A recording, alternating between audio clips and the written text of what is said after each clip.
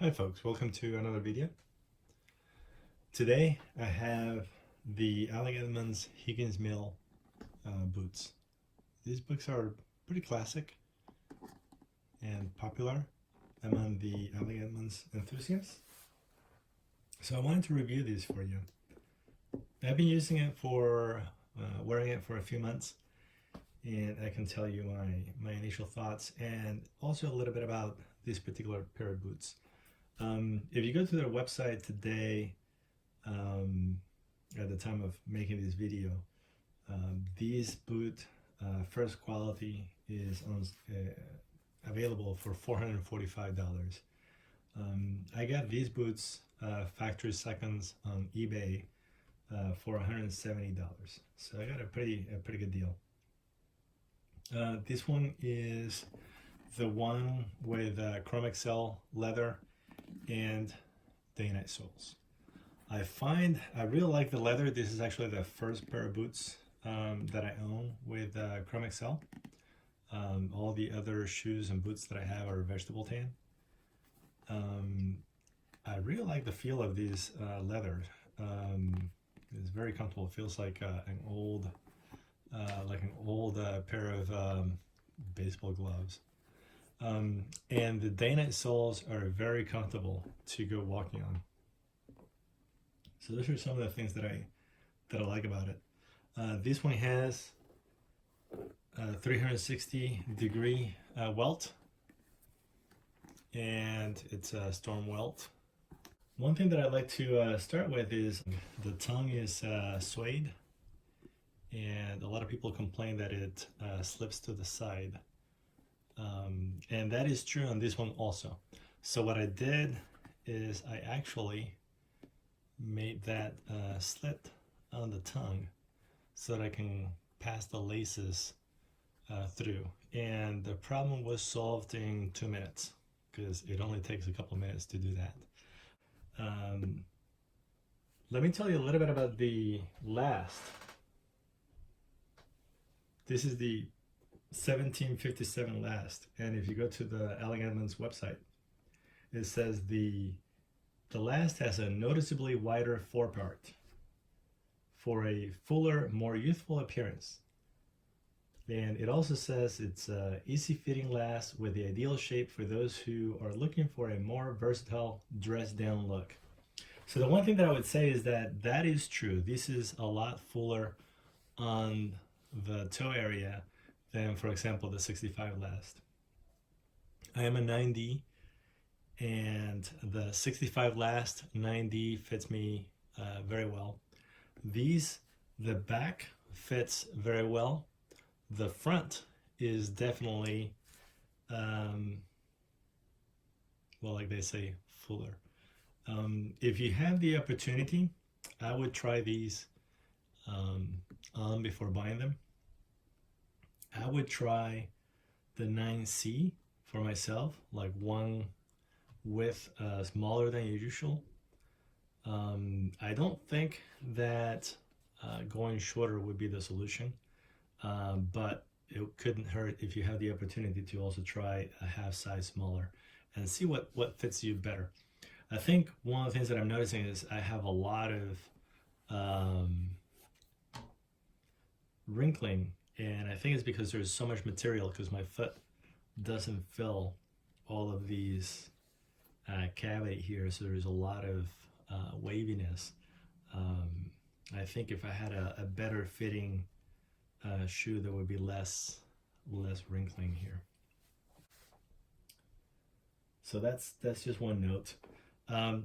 The Chrome XL, the only thing that I don't like is, and I've read these in other reviews, is that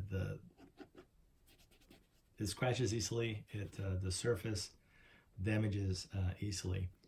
The second time that I wore these shoes, I helped in a move, and I hit the bottom of a dresser a couple times. And as you can see, let's see if we can focus this here. Now this looks like it has like stretch marks, like the surface was damaged just from those, from hitting the bottom of that dresser.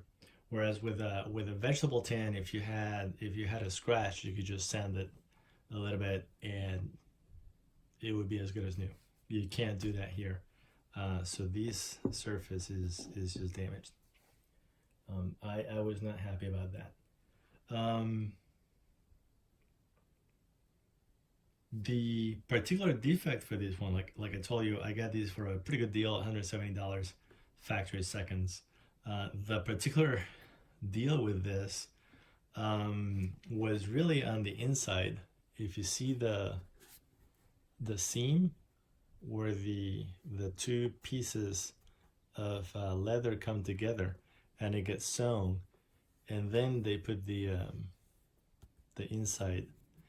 These actually felt like it had too much material, and there was like the two pieces of leather came and they stitch it, and it just felt like they left too much material left, like they didn't trim it enough. Like it probably should have been like flatter, and they left a lot of material.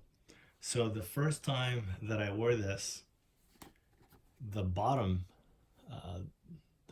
part, this was like sticking out, and it caused a tremendous blister and pain on the back of my foot. So the way that I fixed that, because there's a solution for everything, I just grabbed my hammer and, well, I unlaced it and I basically hammered that seam down, and problem solved. No more problem. So they fit me very comfortable. The longest walk that I've gone is 5 miles, but it fits very, very comfortable. So the three things that I like the best about these shoes, one is the leather. I really like the feel of the leather. Two is how comfortable it is. Walking on these is very comfortable. The combination of the fit, the day and night soles makes it very comfortable. And the construction. I really like the 360-degree stone welt. I really like that construction. The three things that I like the least, or that I don't like, depending on how you want to look at it. One, the fact that the tongue slides. But that one is not a problem for me anymore because that one has been corrected. So that dislike has gone away for me. Until you do this, you probably will not like that. The other is how easily the leather gets scratched. And the last thing is that on the day night soles, they did not create a channel for the stitching. So this is sitting on the surface, and you can see here, let's see if we can focus this better. This is already starting to fray, and I only have about 20-25 miles on these shoes. So that is something that I'm not sure about the longevity of this once all that wears out. You can always resole them and put a different kind of sole with a deeper channel. But the way that these day nights come, where it's just on the surface, I do not like that. And that is it. 3 things that I like best and 3 things that I like the least about these shoes. If you have any comments or questions, just leave them down below. And if you like this video, please give it a thumbs up and consider subscribing. Thanks. Bye.